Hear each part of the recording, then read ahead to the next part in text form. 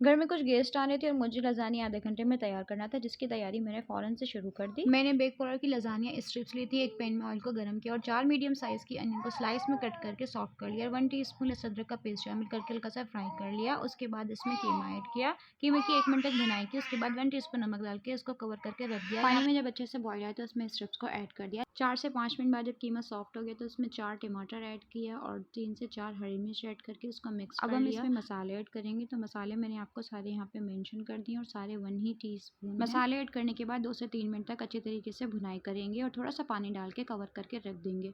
4 से 5 मिनट के बाद कवर हटाएंगे और उसमें कुछ सॉसेस ऐड कर लेंगे। तो सबसे पहले डार्क सोया सॉस ऐड करेंगे, चिली सॉस ऐड करेंगे और बारबेक्यू सॉस ऐड करेंगे और 2 टेबल स्पून केचप ऐड करेंगे। आपने सब चीज़ 2 ही टेबल स्पून ऐड करनी है और उसके बाद उसको अच्छे से मिक्स अब हम इसमें स्मोक लगाएंगे, तो उसके लिए हमने कोयले को गर्म कर लिया है और यहाँ पे स्मोक लग चुका है।